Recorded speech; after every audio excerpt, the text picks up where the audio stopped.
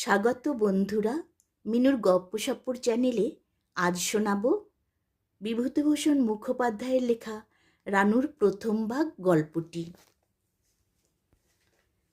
আমার ভাইঝি রানুর প্রথম ভাগের গণ্ডি পার হওয়া আর হইয়া উঠিল না।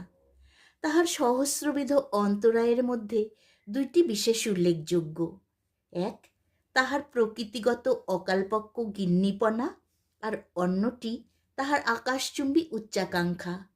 তাহার দৈনিক জীবন প্রণালী লক্ষ্য করিলে মনে হয়, বিধাতা যদি তাহাকে একেবারে তাহার ঠাকুরমার মতো প্রবীণা গৃহিণী এবং কাকার মতো MA BL করিয়া পাঠাইতেন, তাহা হইলে তাহাকে মানাইতেও ভালো এবং সেও সন্তুষ্ট থাকিত। তাহার 30-40 বৎসর পরবর্তী ভাবিনারিত্ব হঠাৎ কেমন করিয়া 30-40 বৎসর পূর্বে আসিয়া পড়িয়া তাহার ক্ষুদ্র শরীর মনটিতে আর আটিয়া উঠিতেছে না। রানুর কার্যকলাপ দেখিলে এই রকমই একটা ধারণা মনে উপস্থিত হয়। প্রথমত, শিশুসুলভ সমস্ত ব্যাপারেই তাহার ক্ষুদ্র নাসিকাটি তাচ্ছিল্যে কুঞ্চিত হইয়া ওঠে। খেলাঘর সে মোটেই বরদাস্ত করিতে পারে না, ফ্রক জামাও না, এমনকি নোলক পরাও নয়। মুখটা গম্ভীর করিয়া বলে, আমার কি আর ওসবের বয়স আছে মেচকা?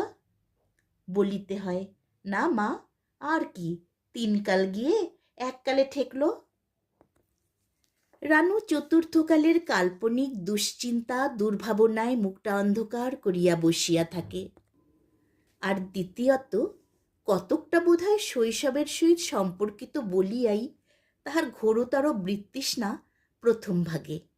দ্বিতীয় ভাগ হইতে আরম্ভ করিয়া তাহার কাকার আইন পুস্তক পর্যন্ত আর সবগুলির সহিতই তাহার বেশ সৌহার্দ্য আছে এবং তাহাদের সহিতই তাহার দৈনিক জীবনের অর্ধেকটা সময় কাটিয়া যায় বটে, কিন্তু প্রথম ভাগের নামেই সমস্ত উৎসাহ একেবারে শিথিল হইয়া আসে।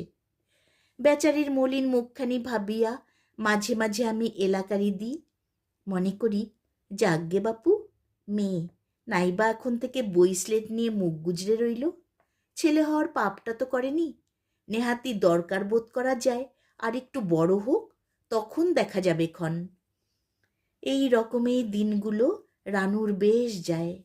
তাহার গিন্নিপনা সতেজে চলিতে থাকে এবং পড়াশোনারও বিষম ধুম পড়িয়া যায়। বাড়ির নানা স্থানের অনেক সব বই হঠাৎ স্থানভ্রষ্ট হইয়া কোথায় যে অদৃশ্য হয়, তাহার খোঁজ দুরূহ হইয়া ওঠে এবং উপরের ঘর নিচের ঘর হইতে